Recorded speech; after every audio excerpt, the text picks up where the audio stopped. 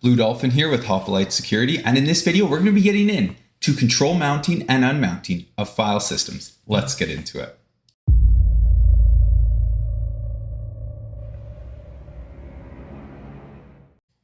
All right, jumping straight into things here. So for this lab, our learning outcomes are going to be how to configure user mountable removable file systems in Linux.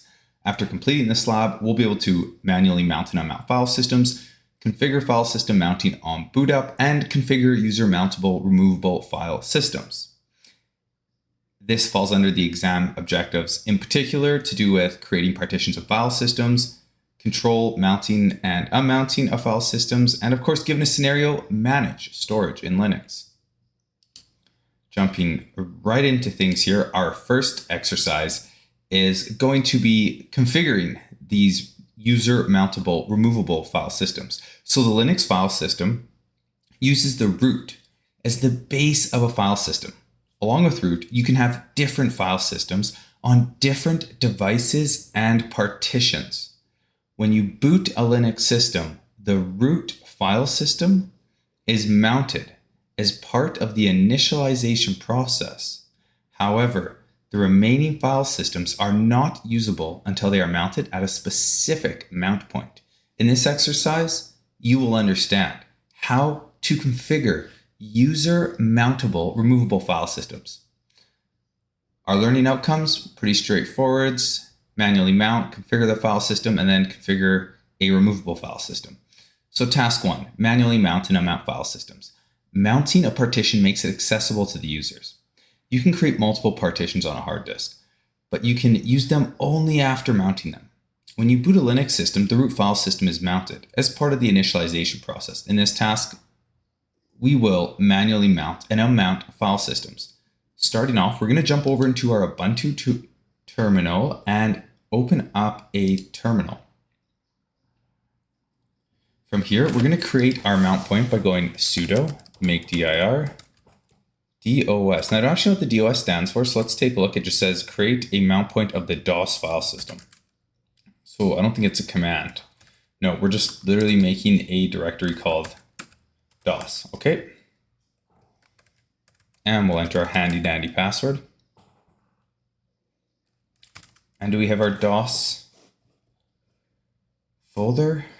Oddly enough, we don't, unless it's hidden, and that's what the / denotes. No, that's weird. Oh, you know what? It's because we're not in the root directory, and the / denotes the root directory. So if we jump back several directories and go straight into root by going cd /, we'll be in the root directory. And we should see our DOS directory. There it is. Awesome. Okay, so we're in the DOS directory. I have a feeling this will be our mount point. And it looks like in step 3, they want us to mount dev sdb1. All right, let's do that with sudo mount dev sdb into this mount point. Okay, so the command is sudo mount dev sdb1 and our directory / DOS. Now, I'm just thinking, so the lab here reads, note, if you've not created the dev sdb1 partition, you can create it using the fdisk command. Well, this will be a good refresher. Let's just try looking at things to see where we are. So let's try a couple commands to see if we do have that partition. So you can see when we do ls blk list block, we do have sdb1 as a mount point and a partition. So I think that means it's fine. It's 10 gigabytes. Yeah, so it was sitting there and just unmounted before. So that's good.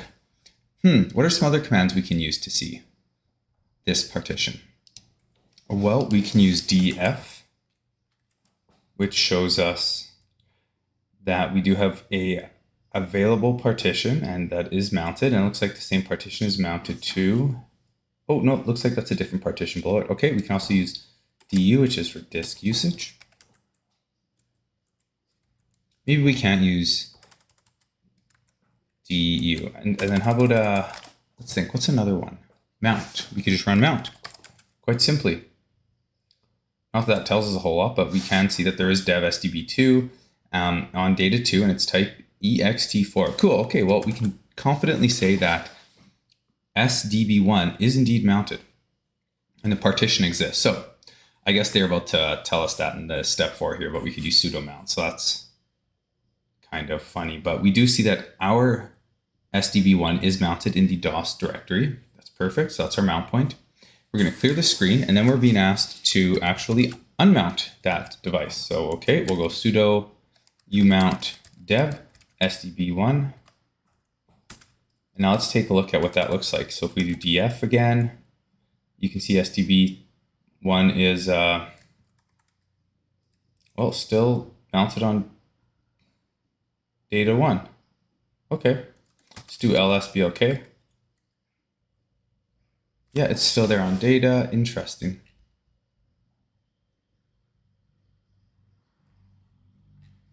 So I'm just wondering if it was, if I'm missing something or not. I mean, it's not mounted to DOS, so I guess, but if we go mount, we should, yeah, we just don't see it. Okay. So task 2, let's configure the file system mounting on boot up. So the etc fstab file, which let's go take a look at it.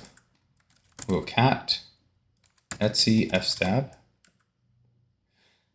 This file lists all the partitions that will be detected at the boot time. It also defines which file system is mounted as the root partition.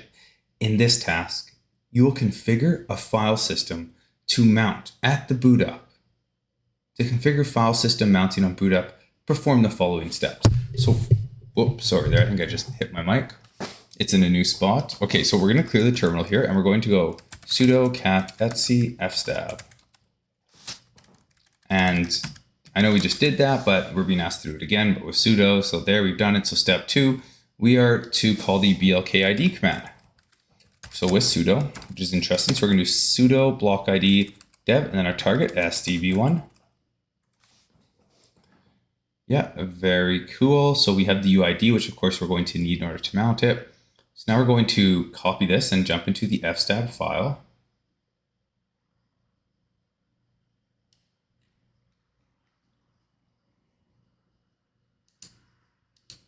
So we'll go sudo nano etc fstab. And in here, we're just going to kind of put down what we see. So you can see at the top that there is a UUID. Well, we're going to add our own UUID. And then under here, we would specify, hey, do we have a swap file? And if so, what partitions do we have? It looks like, well, looks like we have to go back. We have to actually clear out these double quotes. And then we need to specify a option, which I think we can skip.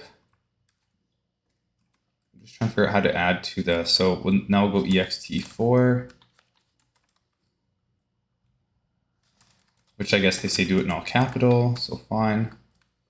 And then defaults for our dump, or our pass, I guess, 2.1. See if this works.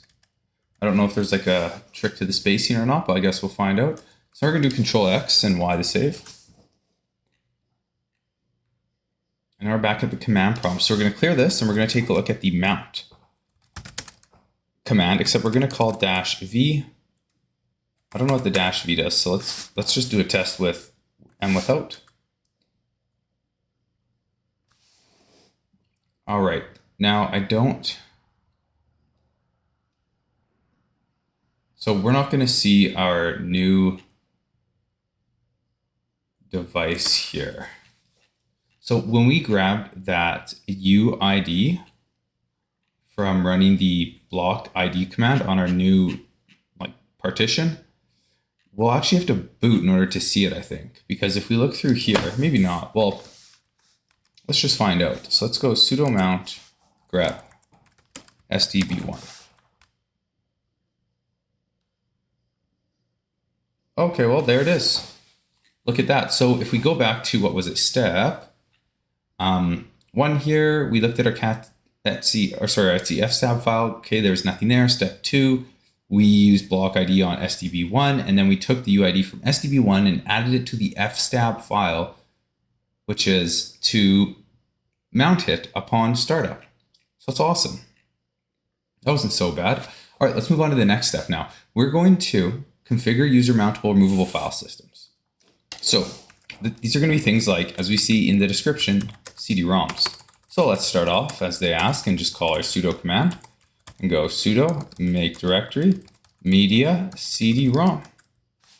Okay, we've now made a directory and we're going to mount the cdrom device. Okay, so we're going to go sudo, not sudo, sudo mount -t ISO 9660 dev sr0 media. This is kind of an interesting directory. Not totally sure what's going on here all of a sudden.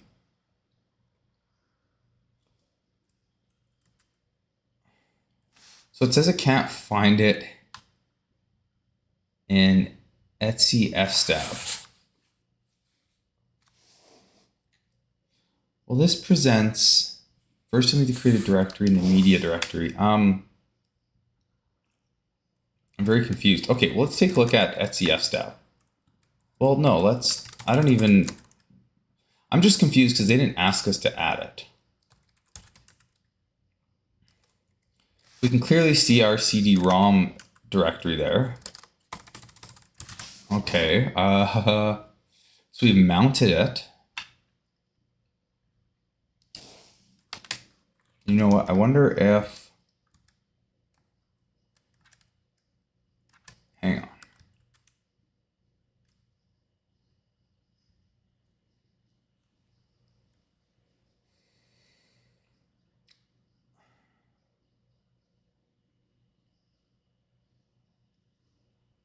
Okay, so this is interesting. So I broke the command up, but let me see, is there supposed to be white space here? So it looks like, yeah, so they did have white space in their command. And of course they say, oh, so you do get the error, right? Okay, so we have the command right now. So dev sr0 was different from media cdrom. Okay. And I guess there's no cdrom attached, so we get the error.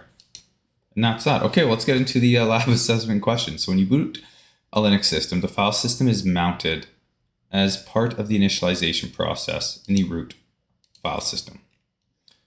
The what file lists all the partitions that will be detected at boot time. It's the fstab. Third question, which command should you use to find the UID of a file system? Well, it's going to be blkid. Remember, we used that earlier. Next will be question 4 out of 5. To view the current partitions mounted, which command should you use? Well, we used that earlier. That was mount -v. Now to mount a cdrom, which directory should you create? A directory. That's going to be in the media directory. And we'll submit our report and call it a day and complete this. And that's a wrap. Thanks everyone for tuning in. And I'll see everyone. Let's see what's next. View the hard drive details. Okay, I guess this will be more in depth than what we did before. See everyone in the next video.